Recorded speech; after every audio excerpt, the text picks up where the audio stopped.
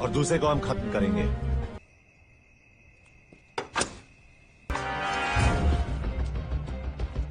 लेकिन शेर बदल गया।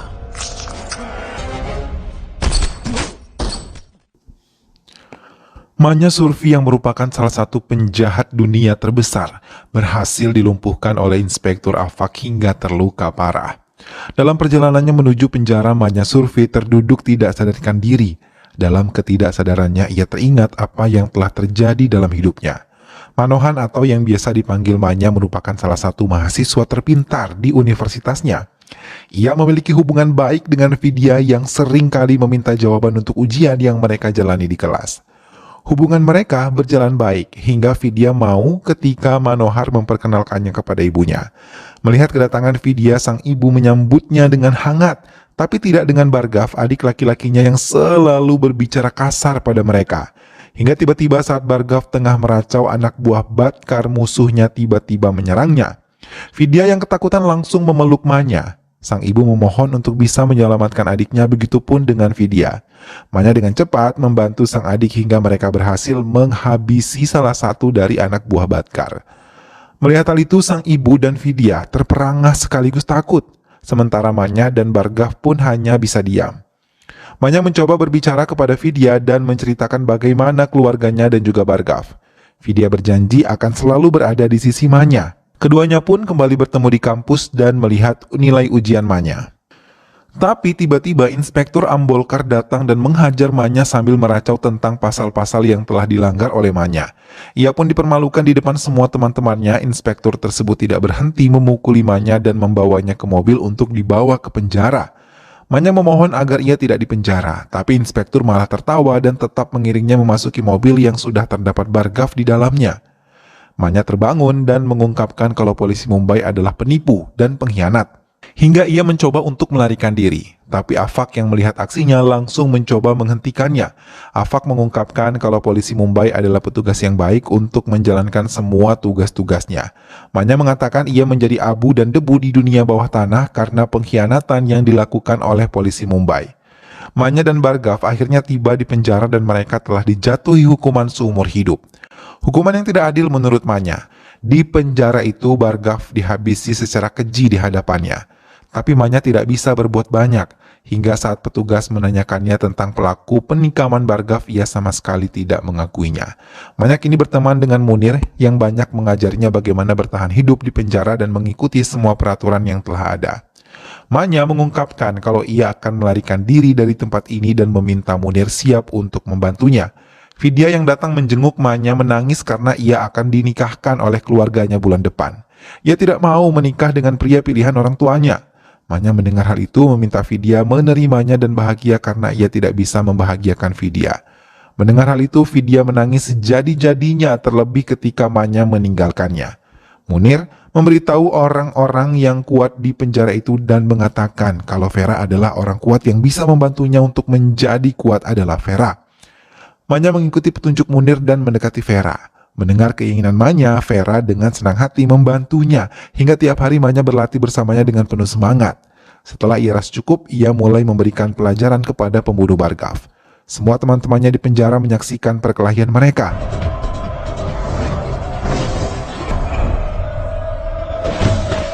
Vera mengumumkan kepada semua yang ada di tempat itu kalau kini Don yang paling ditakuti di penjara Yarwada adalah Manya Surfi. Manya mengungkapkan kalau ia menjadi salah satu penjahat besar karena ambil andil dari polisi Mumbai dan ia menggunakan penjara untuk bisa merayu kehidupan barunya. Afak hanya dia mendengarkan racauan Manya dan menceritakan pengalaman hidupnya yang pernah tidak berdaya saat melawan penjahat yang dilindungi hukum. Serangan yang dilakukan di sebuah guest house di Mumbai. Beberapa polisi mendatangi tempat itu dan menenangkan korban yang masih ketakutan. Afak meminta salah satu korban yang selamat untuk bisa memberikan keterangan kepadanya. Dengan menangis ia mengungkapkan semuanya. Ia yang pergi ke tempat ini bersama suaminya terkejut ketika beberapa preman mencoba mendekati mereka dan mengganggu mereka. Ketika dirinya di dalam kamar mandi, kedua pelaku itu menghabisi suaminya dengan kejam dan melecehkannya secara bergantian. Afak terdiam dan tahu bagaimana pedihnya korban menjalani semua ini. Afak tahu ini adalah perbuatan geng Mastan dan berniat untuk menghentikannya. Tapi rekannya mencoba memperingatkannya untuk tidak menyenggol geng Mastan. Afak tidak menghiraukannya. Tak lama Sadik datang menemui Benden. Ia mencoba mempengaruhi Benden untuk bisa berpihak padanya, juga Zubari dan Dilawar Haksar. Seperti yang Benden ketahui, mereka adalah saudara yang terkuat dan ia meminta mereka untuk bisa membasmi geng Mastan dan sebagai imbalannya mereka bisa dilindungi oleh hukum. Keduanya tertawa mendengar itu kemudian tidak memberikan keputusan. Namun Afak tetap pada keputusannya, ia mau menangkap pelaku dengan menggunakan seragamnya sebagai polisi. Ia dan beberapa rekannya mulai mendatangi sebuah tempat untuk menemukan orang-orang yang mereka maksud, hingga mereka berhasil bertemu dengan salah satu pelaku. Yakub yang merupakan salah satu pelaku pelecehan dan pembunuhan tidak terkejut ketika melihat Afak datang dan langsung menangkapnya. Dengan kepintarannya Afak bisa menangkapnya dan membawanya menggunakan mobil yang telah disiapkan. Manya pun melanjutkan ceritanya. Saat itu ia dan Munir melarikan diri ketika melakukan pekerjaan di rel kereta. Mereka berhasil menghindari tembakan penjaga. Ia dan Munir yang telah berhasil melepaskan diri dari penjara mulai menikmati kehidupan baru mereka. Namun walaupun Manya menjadi orang terkuat dan berkuasa, ia tidak pernah membiarkan wanita dilecehkan. Bahkan ia rela berkelahi untuk membela seorang pekerja seks di klub malam. Hal itu membuat Zubair terkesan, namun tidak dengan Dilawar yang cemburu ketika Manya menyelamatkan kekasihnya.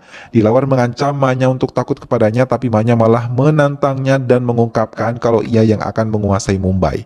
Setelah mengucapkan hal itu, Manya dan Munir pergi dari tempat mereka dan menyampaikan keinginannya untuk membentuk geng sendiri dan tidak bergabung dengan Zubair dan juga Dilawar. Vera pun diajak untuk bergabung dengan geng baru yang dibentuk oleh Munir dan juga Manya. Vera dengan senang hati menerimanya. Munir juga memperkenalkan Jiancho, seorang penembak jitu, untuk bisa bergabung dengan mereka.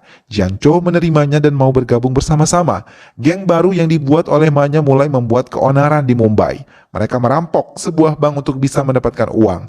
Mereka meninggalkan bank-bank tanpa melukai semua penghuni bank. Mereka juga mulai meminta uang kepada beberapa pengusaha gelap dan meminta mereka takut kepada gengnya. Manya mulai mencari Batkar yang menyebabkan dirinya dipenjara bersama dengan Bargav. Mereka mengawasi semua pergerakan Batkar. Manya mendengar sendiri Batkar memaki Bargav saat masih menantangnya. Manya mendekatinya dan bayang-bayang kelam tentang kehidupan penjara dan kematian Bargav membuatnya tidak bisa mengendalikan emosinya di hadapan Batkar. Tanpa banyak membuang waktu, satu peluru berhasil ditembakkan kepadanya. Jamal yang merupakan orang kepercayaan Batkar memutuskan untuk bergabung dengan geng Manya. Namun saat menikmati makan malam bersama teman-temannya, Manya terdiam ketika mendengar suara Vidya yang kini menjadi manajer di restoran itu. Walaupun ia masih mencintainya, ia tidak mau Vidya melihatnya lagi. Ia sadar kalau ia telah kehilangannya dan kehilangan ibunya setelah ia dipenjara. Namun lagi-lagi mereka dipertemukan, kali ini Vidya yang melihat Manya lebih dulu saat di kuil. Keduanya kini saling menatap hingga memutuskan untuk berbincang. Vidya mengatakan kalau ia masih mencintai Manya dan tidak menikah selama ini. Manya terdiam dan melihat ketulusan di mata Vidya. Ia yang masih mencintai Vidya tidak menyia-nyiakannya dan kembali menjalin hubungan yang selama ini sempat terputus. Manya mendatangi Ambolkar yang pernah menyebloskannya ke penjara. Melihat Manya, Ambolkar tersenyum karena Manya telah berubah menjadi lebih menakutkan. Manya dengan cepat langsung menyerangnya dan tidak memberikannya ampun. Ia memberikan pelajaran sama persis dengan yang pernah Ambolkar lakukan kepadanya. Kenangan buruk yang pernah ditorehkan Ambolkar tiba-tiba hadir kembali di kehidupan Manya. Ambolkar yang berhasil selamat memohon ampun pada Manya dan ia berjanji tidak akan berbuat hal serupa kepada siapapun. Berita tentang Ambolkar mulai dibahas oleh Afak. Ia merasa malu karena Ambolkar adalah salah satu anggota kepolisiannya. Ia sangat menyayangkan hal ini, bahkan kini Ambolkar pergi jauh dari Mumbai. Vidya yang tidak tahu tentang apa yang dialami Manya selama ini merasa sedih ketika tahu kini Manya menjadi salah satu gangster yang menakutkan. Pertengkaran pun terjadi di antara mereka. Manya menjelaskan alasannya kini menjadi penguasa gangster karena bila ia tetap menjadi Manya yang lemah, ia telah lama tewas di penjara. Vidya yang khawatir dengan keselamatan Manya tidak bisa dimengerti oleh Manya sama sekali, hingga ia memutuskan untuk mengusir Manya dari tempatnya. Sadik yang dilukai oleh geng Mastan tewas ketika berada di rumah sakit. Dilawar dan Zubair yang menjenguk mereka merasa sedih. Mereka menumpahkan kemarahan kepada Afak yang tidak bisa menjaga Yakub dan Batla yang hanya menetap di penjara selama 10 hari dan kemudian bisa bebas karena jaminan. Setelah mengatakan hal itu, mereka berjanji akan membawa mayat Yakub dan Batla ke hadapan Afak. Mereka membuktikan perkataan mereka. Dengan kejam mereka menghabisi Yakub tanpa ampun dan kemudian melumpuhkan Batla. Namun Batla yang masih selamat langsung melarikan diri ke kantor polisi dan mengungkapkan mengungkapkan kebenaran pada polisi kalau ia yang telah menghabisi Sadik. Ia tidak mau dihabisi oleh dua saudara yang sangat kejam. Afak mendapatkan laporan kalau hari ini semua pengusaha dunia bawah tanah akan menjalani genjatan senjata di Masjid Maksud. Beberapa gangster besar telah berkumpul dan diminta berjanji untuk membuat genjatan senjata. Manya pun berniat untuk menggulingkan Zubair sebagai pengganti penguasa Mumbai setelah Mastan. Semua anggota Manya setuju dan mulai untuk bisa berperang melawan Zubair. Mereka mulai mendatangi Zubair yang seorang diri. Semua orang-orang yang dibawa Manya telah bersenjata lengkap dan dalam kondisi tidak siap. Zubair berhasil dilukai dan terakhir Manya menembaknya hingga tewas.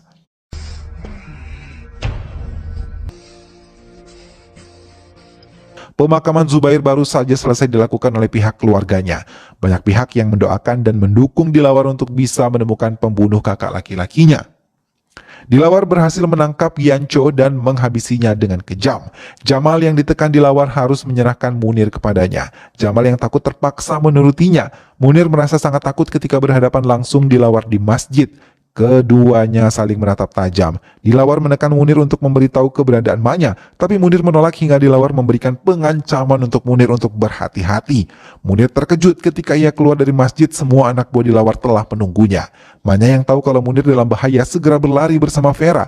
Mereka tidak mau hal buruk terjadi kepada Munir, tapi mereka terlambat karena Munir telah disiksa oleh Dilawar di masjid tanpa perlawanan sedikit pun.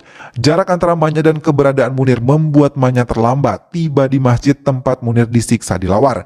Munir mencoba melarikan diri, tapi sebuah truk menghantamnya dan membuatnya terpental dan terluka parah. Manya menjerit memanggil Munir untuk bangun dan mendekatinya. Dilawar tidak ingin kehilangan kesempatan untuk bisa menghabisi Munir, tapi mereka terlambat karena Munir telah berhasil diselamatkan oleh Manya. Manya membawa Munir ke tempat yang aman dan memberikan pengobatan terbaik untuk sahabatnya. Ia berniat untuk membalas dendam, tapi Munir tidak setuju. Ia mengatakan kekuatan mereka tidak sebanding dengan kekuatan Dilawar, hingga memintanya untuk bersembunyi terlebih dahulu. Dilawar mengajak kerjasama Afak untuk bisa menemukan Manya sekaligus menghancurkannya. Ia mau Afak menembaknya, tapi Afak tidak mau menggunakan seragamnya bila berurusan dengan Manya. Dilawar meminta untuk menutup kasusnya dengan cepat dan ia berjanji akan memberikan kehidupan yang layak untuk Afak, bahkan Dilawar melakukan penekanan kalau ia pasti akan mendapatkan perintah dari seniornya tentang hal ini. Afak pun melaporkan kepada atasannya tentang apa yang dikatakan Dilawar kepadanya. Ia meracau penghinaan yang diberikan Dilawar kepadanya, tapi tiba-tiba komisaris memberikan perintah kepada Afak untuk menghabisi Manya Surfi. Afak mulai menyadari komisarisnya telah dibayar oleh Dilawar hingga pertanyaan itu terlontar begitu saja. Komisaris yang mendengar hal itu tertawa dan mengajak Afak untuk bergabung menerima suap untuk memperkaya mereka. Afak pun menjalani tugasnya. Ia memberikan perintah untuk semua anggotanya bisa mengikuti perintahnya menemukan Manya dan anggota gengnya. Tak lama mereka pun berhasil menemukan Jamal. Afak memintanya untuk pergi dari hadapannya, tapi Jamal menolak karena ia takut dihabisi oleh Manya karena telah mengkhianatinya. Jamal pun merancau dan terucap nama Vidya yang tahu keberadaan Manya. Vidya yang dipanggil ditunjukkan beberapa foto korban hasil kejahatan yang dilakukan Manya. Vidya memberikan pendapat kalau Manya sangat membenci polisi. Mereka mengungkapkan kepada Vidya kalau Manya akan dihabisi karena kejahatannya. Tak lama Vidya dilepaskan dari kantor polisi. Manya menelponnya dan mengajaknya untuk bertemu besok di Universitas Wadala jam 2 siang. Vidya mengiyakan dan melaporkan kepada Bagran dan Afak tentang pertemuan yang akan ia lakukan. Afak dan Bagran mulai memimpin pertemuan untuk menyusun rencana menangkap Manya. Bahkan mereka menggunakan senjata terbaik. Bahkan mereka mengubah penampilan mereka agar tidak tampak seperti polisi. Afak juga mau mereka semua menggunakan pakaian sipil dan mengajak Ambolkar dalam rencana penangkapan Manya. Semua anak buah Afak telah berada di tempatnya termasuk Ambolkar. Mereka mengawasi Vidya yang masih menunggu Manya. Tak lama sebuah mobil datang dan mereka yakin itu adalah Manya. Mobil tersebut mendekati halte Vidya, tapi mobil tersebut tidak berhenti di halte itu. Vidya hanya bisa menatap mobil tersebut memutari kampus mereka. Manya yang cukup pintar terus berputar untuk membaca situasi. Setelah dirasa aman, ia mulai menemui Vidya, tapi Manya melihat Ambolkar dan satu peluru diluncurkan oleh Afak. Vidya menjerit karena tidak mau Manya terluka. Tembakan brutal pun menyerang Manya. Semua bergerak dan tidak mau Manya lepas hingga beberapa peluru berhasil menyentuh tubuh Manya. Afak mau Manya benar-benar terdesak. Afak meminta Manya untuk menyerah dan meminta pasukannya untuk berhenti menyerang Manya. Afak terus menekan Manya untuk menyerah hingga Manya yang tidak ada pilihan lain memilih untuk menyerah dan Afak tidak menepati janjinya kepada Vidya. Vidya. Di hadapan Vidya, ia menembaki Manya yang sudah tidak berdaya. Bahkan Manya diserang dari berbagai sudut. Vidya hanya bisa menangis merasakan luka di tubuh Manya. Afak memerintahkan anak buahnya untuk membawa tubuh Manya ke rumah sakit. Vidya yang ikut mengantar sangat terpukul melihat apa yang dialami oleh Manya. Ia hanya bisa terdiam dan merasa menyesal melihat apa yang terjadi kepada pria yang selama ini sangat ia cintai. Manya yang telah dinyatakan meninggal dalam perjalanan ke rumah sakit membuat Afak, Ambat, dan Bende mendapatkan penghargaan dari Presiden. Munir pun telah dihabisi oleh Afak 1 tahun kemudian. Sementara Dilawar pergi dari Mumbai dan tidak pernah kembali. Film pun selesai. Nah sahabat, itulah tadi alur cerita dari film yang berjudul Shoot Out at Wadala. Manya, seorang gangster yang cukup ditakuti di Mumbai, akhirnya dapat ditaklukkan oleh para musuhnya.